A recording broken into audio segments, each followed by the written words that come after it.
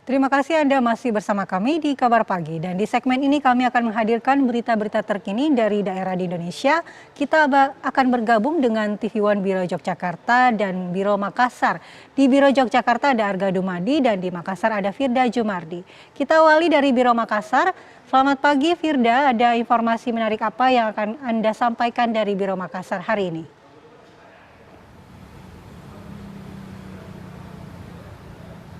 Ya, selamat pagi Andi Kumala dan juga pemirsa. Ini dari Biro Makassar terdapat informasi. Yang pertama, seorang murid kelas 4 SD di Kota Kendari dianiaya oleh orang tua murid teman kelasnya. Akibatnya bocah 10 tahun tersebut mengalami pendarahan dan harus dibawa ke rumah sakit terdekat.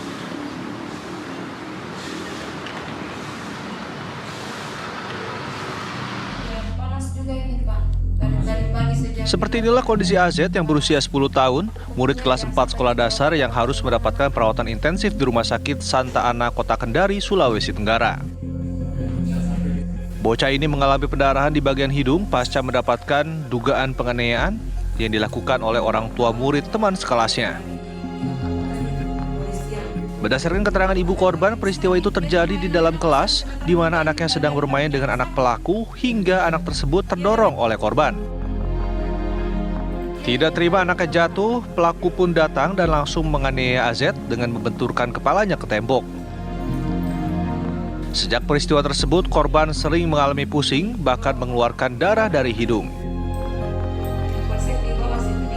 Dia tidak minta assalamualaikum, langsung dia datang ceroboh, dia pegang kepalanya anakku, terus dia benturkan di tembok. Ada saksi waktu itu? Ada saksi, saksinya guru sendiri, karena sempat guru dia pegang, dia tahan, dia pelek, tapi dia tidak pedulikan dengan guru-guru. Dia malahan dia bicara, guru-guru sekarang katanya tidak jelas.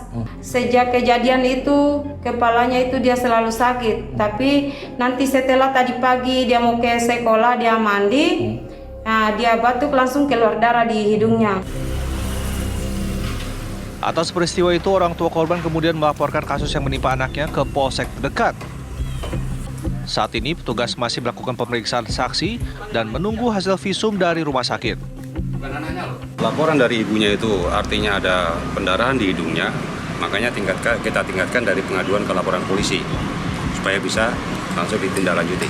Ini untuk pelakunya akan dipanggil atau gimana? Tetap Pak, untuk pelakunya kalau sudah terbit laporan polisi dulu, ya itu nanti tetap kita akan panggil ya.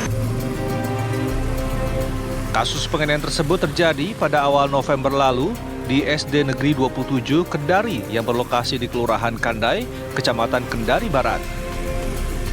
Kini kasus itu telah ditangani oleh penyidik Polsek setempat dan jika terbukti bersalah maka akan diproses sesuai hukum yang berlaku. Dari Kendari, Sulawesi Tenggara, Erdika Bukdir, TV One mengabarkan.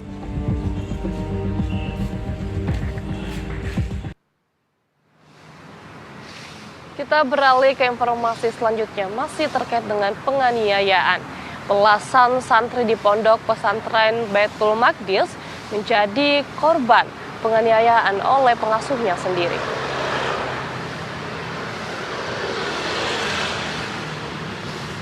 Diduga para santri dihukum dengan kekerasan fisik karena melanggar tata tertib pesantren dengan keluar pondok tanpa izin. Namun, para santri yang jadi korban penganiayaan beralasan sudah meminta izin pada pembina lainnya. Kasus kekerasan ini sudah ditangani oleh Dinas Pemberdayaan Perempuan dan Perlindungan Anak Kabupaten Kolaka Utara dengan memeriksa pengasuh pesantren dan melakukan trauma healing terhadap para korban.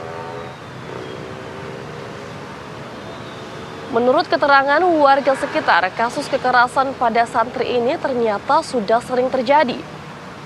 Sementara, pihak pesantren sudah mengaku salah dan akan segera melakukan evaluasi menyeluruh terhadap perilaku pengasuhnya. Selain Dinas Pemberdayaan Perempuan dan Perlindungan Anak Kolaka Utara, kasus ini juga sudah ditangani oleh pihak kepolisian setempat.